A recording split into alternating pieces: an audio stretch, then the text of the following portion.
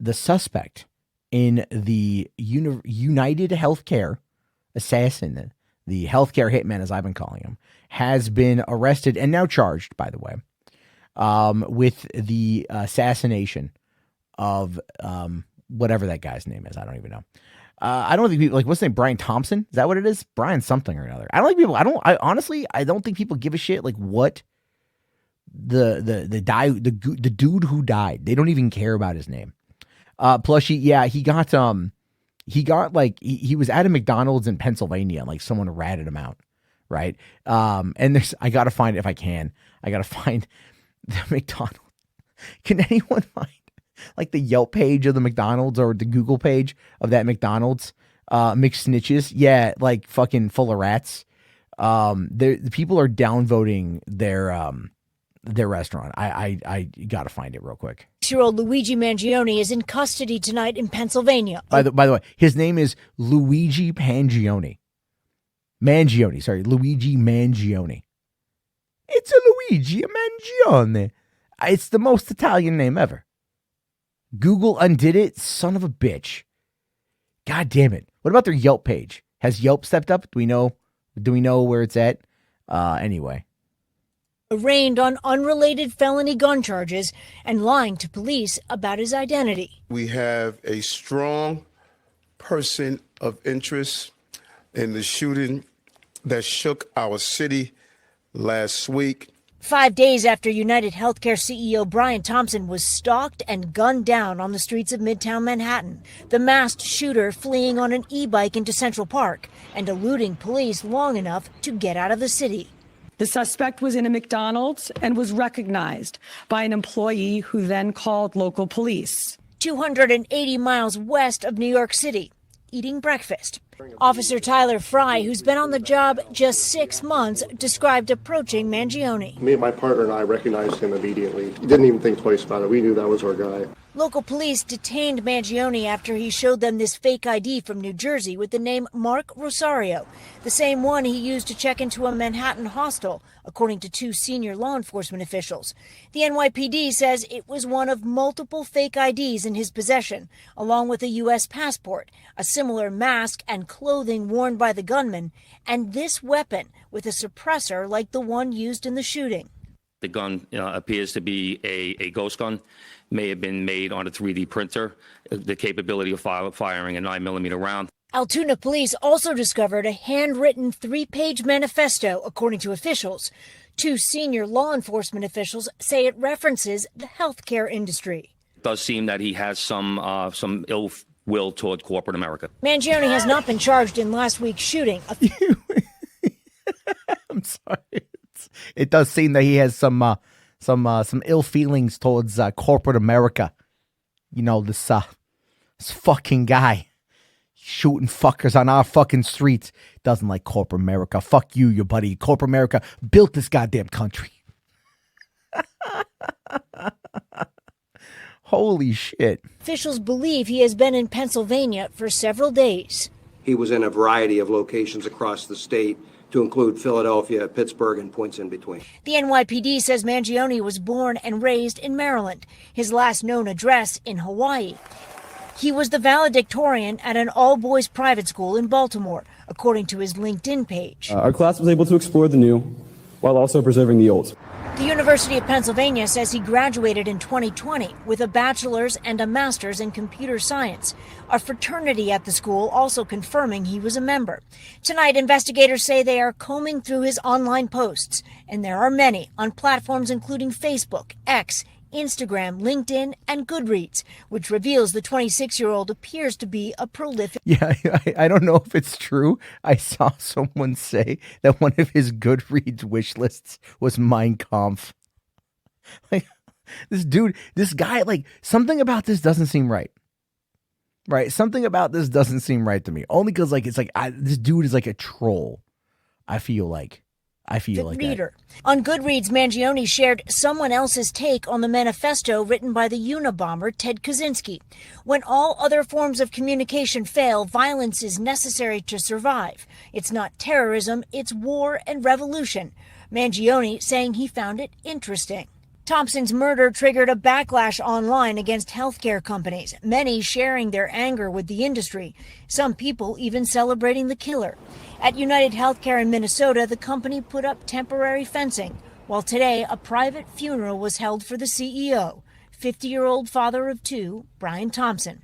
Stephanie Gosk, NBC News, Altoona, Pennsylvania. Now, okay, like, let's be real for a moment here, okay? We have to kind of be real. It does suck that a man is dead. Okay, there's no denying that. Father of two, 50 years old, come on. Healthcare CEO or not, all right? Like, we either believe life has value or it doesn't. And if somebody else doesn't believe that life has value, that doesn't mean you have to believe that life doesn't have value. Unless you believe life doesn't have value. But, hey, whatever. So it sucks. It sucks. Like, my heart goes out to the family, right? I understand also the people who are saying shit. 100%. I fucking get it, man. I totally get it. I totally understand that shit.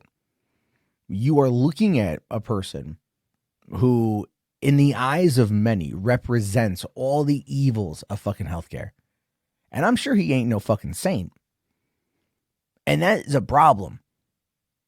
Now, I don't know what's going to happen next, right? I don't think this Mangione kid is going to get a fucking fair trial. As far as I understand, if he went to a valedictorian, he was a private boys' school where he graduated as a valedictorian, and then he graduated college with a master's degree. He comes from money.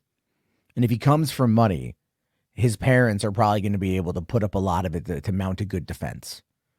Now, if it's true that he had a surfing incident and there's like pins in his back and he's struggling with pain, someone might argue, if his attorneys are good enough, they might be able to argue, well, temporary insanity. Temporary insanity to procure fake passports, fake IDs, 3D print a suppressor to carve, deny, depose, defend on bullet casings as more of a symbolic kill. What I don't get is like why the motherfucker didn't dip out of the country, right? Like it's right there. You just bomb into Canada, the world's largest unprotected border. You make your way out there, and then like you go and then just fucking dip out, right? Like just go and like jump on a flight out of Canada somewhere and get the fuck out of Dodge.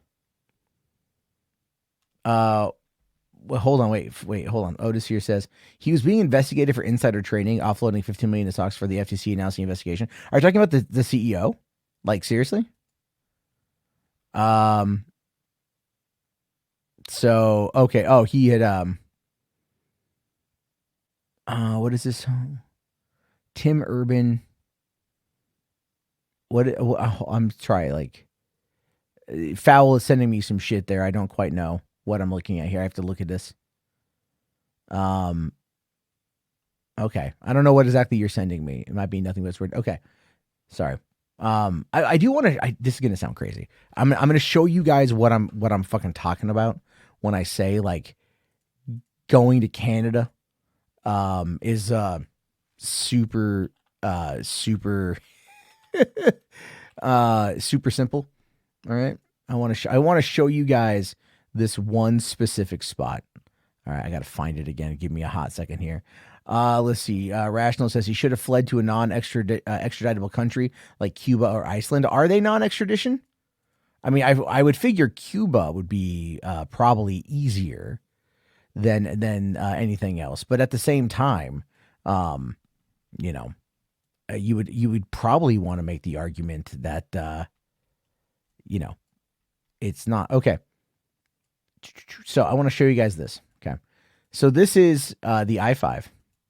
This is the I-5, right by the I-5, U.S.-Canada border. You can see right there, United States-Canada border. This is the thing, right? This is the border right here. Okay. Get an idea on that one there. All right. So we see this here, right? We see this OAV right there, right? Let's say I want to drop, let's say about right here. Okay. Look at this, right? You go, oh, look at that nice house, nice Canadian house. Look at over here. This is the border, right? This is the border. Look at this. This is the border right here. Right here. Bam. Canada, America. Canada, America. This is the border. All right. All I'm fucking saying is that this is the border. It is unprotected as fuck. Now, there might be like cameras and shit, but you could easily like make your way into some, around there. It's all I'm trying to say. So I find that to be kind of fascinating. He just like, I think he wanted to get caught, to be fair.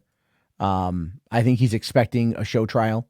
I think he's expecting things to be what they are. I'm on the east side now. I'm on the west side, East Bank, West Bank, kind of, yeah. The looks can be deceiving. The cops might jump you. I mean, I want to head up to that place myself, actually, because I don't live I live a ways away, but like the next time I'm up in that area, I wanted to go by and see it for myself. I think that's kind of